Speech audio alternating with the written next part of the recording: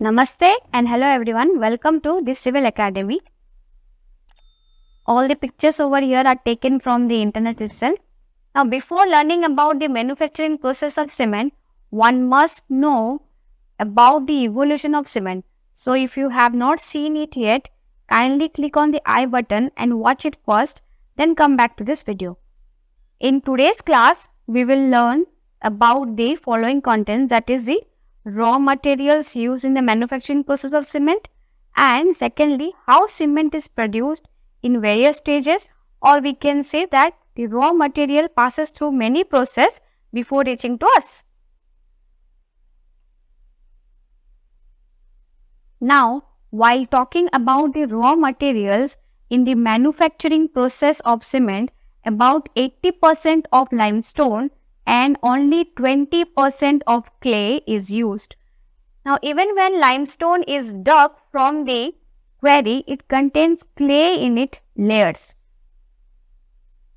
Here in this table, you can see a few sources of raw materials on the Earth's crust. The most common one is the limestone. Marl is basically a limestone deposit with high fraction of clay minerals. It gives high quantity of clay along with the limestones. Now, this calcite and ironite are available in natural form itself. Then we have this sisal. Then we have cement kiln dust, that is a particle which flies out from the kiln and it can be collected and used in the next cycle of cement production. Similarly, for silicon, for aluminum, for iron, it can be obtained from various sources. Here in the fly ash is generally used as a performance improver and is most commonly used in cement companies. Now, it is generally taken up to 5% of the cement. So, kindly comment below in the comment box what difference this 5% can make to the cement. Now, let us see step by step how cement is manufactured. Firstly, the ore or rocks that are mined from these quarries, you can see over here. Here, you can see these staked limestones. Now, from this stacking yard, the limestone will move towards the crushing unit with the help of these conveyor belts, as you can see over here. Now, these rocks are then crushed to around 6 inches per pieces, you can say. Then, they are subsequently crushed again into a size of 3 inches by the secondary crusher or hammer mills. Now, from this crusher, the material is moved and stored in the silos. As you can see over here, there is a picture of silos. These are called as silos. Similarly, other raw materials which we want to add are also stored in other silos. Now, make a note here that it is important to grind the raw materials so that it will easily blend and burn with the raw materials. The necessary materials are to be mixed here in definite proportions. Now, in order to reduce the energy consumption and make this cement manufacturing process more environment friendly, a preheating chamber is made up of a number of cyclones that use the hot gases and produced by the kiln. As you can see over here, the number of chambers also you can see over here. These are generally called as preheater towers because you can see several nodules are connected vertically over here. Generally, there are 8 to 9 story high. These materials are preheated properly and all the moisture is removed. This is what is responsible for the reduction of energy consumption. So, it is very important. Then moving on, after this, it moves to the most significant stage in the process of cement making, that is the kiln phase.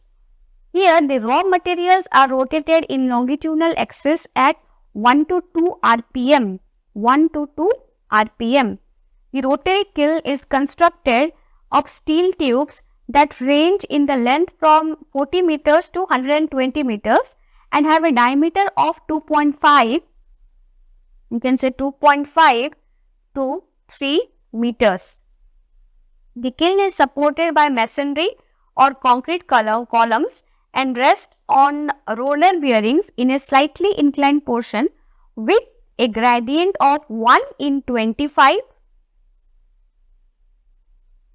to 1 in 30. Here, the calcium and silicon dioxide compounds undergoes a series of chemical reactions to create clinker from the raw mixture. The upper portion is called the drying zone because the upper portion is where the materials, water or moisture evaporates at a temperature of 400 degrees centigrade. The material charge from the upper end goes towards the lower end and a pace of 15 minutes per hour since the kiln is in inclined position and spins very slowly. The decomposition of limestone occurs in the central zone known as the calcination zone where the temperature is around 10,000 degrees centigrade. Now after the CO2 is expelled, the material is still there as a tiny lumps which is called as nodules. The lower portion, that is the clinker zone, has a temperature range of around 1500 to 1700 degrees centigrade where lime and clay combine to produce calcium aluminates and calcium silicates. Now, when calcium silicates and aluminates fuse together, it forms a small hard stone which is known as clinkers. These clinkers range from 5 to 10 mm in size. Temperature in the lower section is also known as the clinkering zone.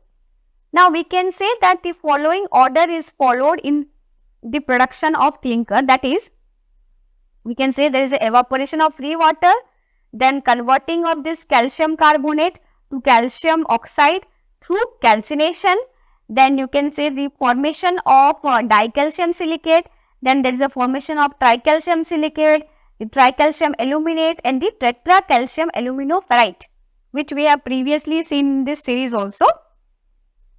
Now, if we summarize and say for evaporation of water, the temperature is around 100 degree centigrade.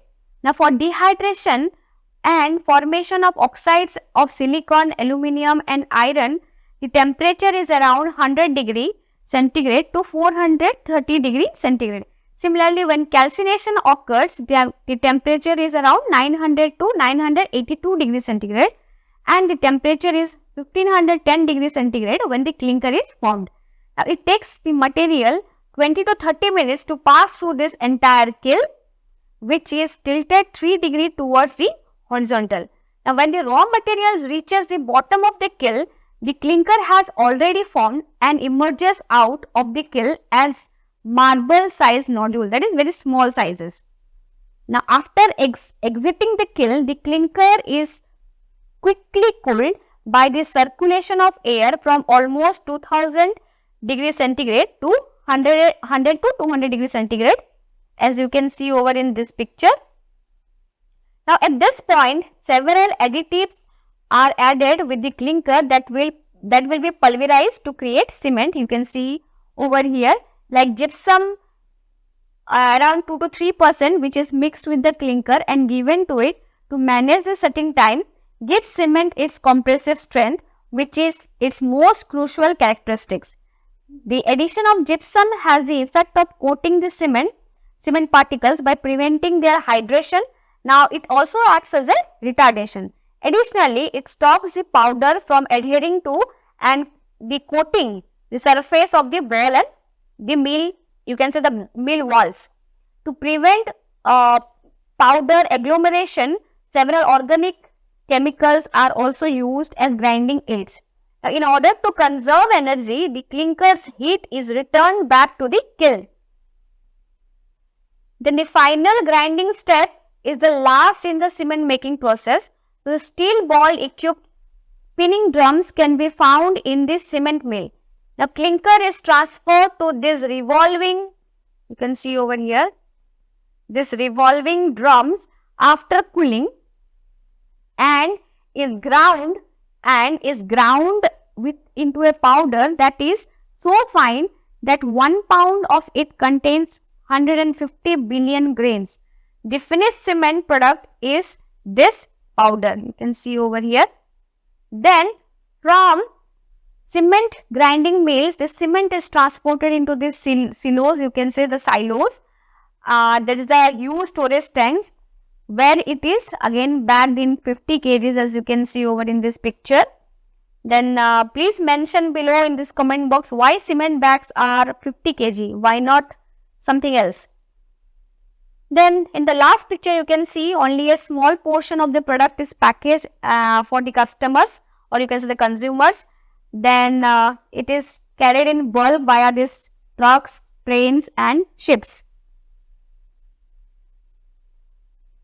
So this is the flow chart on the manufacturing process of cement, which we have just seen in the previous slide. That is the quarrying of limestone, the crushing and the grinding unit, then moving on to the preheating process, then the rotary kiln process, then cooling down, then storage of the clinker, then the cement grinding, then storing it in silos, and then finally dispatching it. There are basically two processes for manufacturing of cement, that is the dry process and the wet process. So let us see a few differences between both the process of cement, that is the dry process and the wet process. So in this dry process,